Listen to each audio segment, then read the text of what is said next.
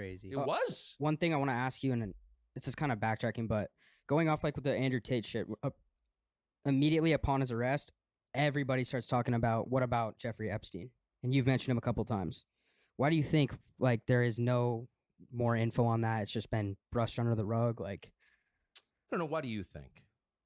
well, they don't want to expose people, but I mean, why can't we talk about it? Oh, well, Why are people so afraid? it's not allowed. Look, I mean, weirdly, I know a lot of people who are in, just because of my age and just having been in the media for 30 years, I know a lot of the people who are in his orbit and who knew him really well. So I'll tell you what I know, which I just had a lunch about this on Friday. It was really interesting with one of his closest friends. Here's what we know. I think there were $600 million recovered in cash and assets in his estate. I think that's the right number. It may have been 700, hundreds of millions. And that was what, 4 years ago that he died? They do not know now, like an army of forensic accountants, where that money came from. And I said to, and my friend has direct knowledge of this. So I said to him, like, how can you not know where hundreds of millions of dollars came from? Like, they just don't know. They've had 4 years to figure it out and trace the wire transfer. Nope, no idea. 600 million? Yes. And that's of the recovered assets. So that's the value of his real estate and his cash and his equities or whatever. There is a belief, and my friend shares it, that there's at least as much that will never be recovered, that it's just hidden. So I'm a very conventional person. I work for a salary. I don't know that much about money. I was like, how can that even be? He's like, no, that's totally possible. Well, we know it's possible because it happened. So we don't know where he made his money. He was not running a hedge fund. That's not true. He executed like no trades. He was not a finance guy. So where'd all that money come from? Unknown. The second thing we know for a fact is that he was killed in federal custody. He was murdered. That's true. And if you look into it, as I did, I spent a week looking into it because his brother Mark reached out to me. And again, I know nothing else. Like, I don't know what Jeffrey Epstein was doing. I don't know. I've never seen any tapes. Like, I don't know anything. So the two things I know are we don't know where the money came from. We don't know what he did for a living. And we know that he was murdered. He was murdered in the special housing unit of federal lockup in Manhattan.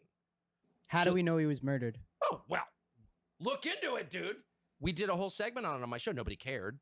I'm going to watch it after. You should. It's beyond belief. And I'm very skeptical of any kind of conspiracy theory or whatever. Why don't more people go after this, though? We know that he was murdered because, well, for one thing, a friend of mine's one of the people who last talked to him on the phone the day he was killed. And he had a expectation of a bail hearing in 2 days. He thought he was getting out. He was not despondent at all. I talked to his lawyer, told me the same thing.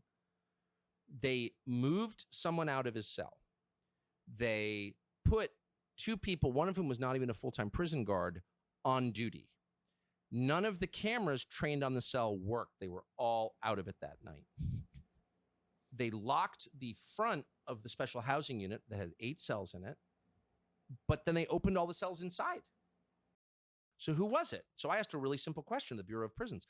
Who were the other? So there are 8 cells, 16 minus his cell because he was alone. So that means there are 14 other inmates there that night. What are their names? Where'd they go? Some of them were transferred out right after. Who were these people? Can't tell you that. Really? You can't tell me that? Well, on the basis of what?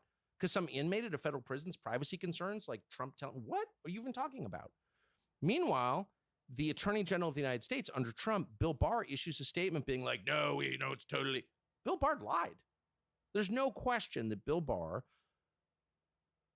clearly suspected Epstein was murdered, but stopped the investigation into it. I went and read Bill Barr's book in which he explains all this, and it's like complete bullshit and transparent bullshit. So I have no idea why the Attorney General of the United States would be lying about this, but there's literally no question that he did. I know him. So Bill Barr's super nice guy. We reach out to Bill Barr like, hey, why don't you come on and explain why you lied about Jeffrey Epstein's death? No. So I don't want to overstate what I know. I'm just telling you what I do know. Mm-hmm. He was killed. Yeah. By whom? No idea. We could guess. But as my friend said, I said to my friend on Friday, actually, who do you think killed Epstein? And he goes, the list of people who wanted to kill Epstein was so long. It could be anybody. Wow. But whoever did it, here's the one thing I'll say. Whoever did it was able to do it in the most secure lockdown in the United States of America and then get away with it.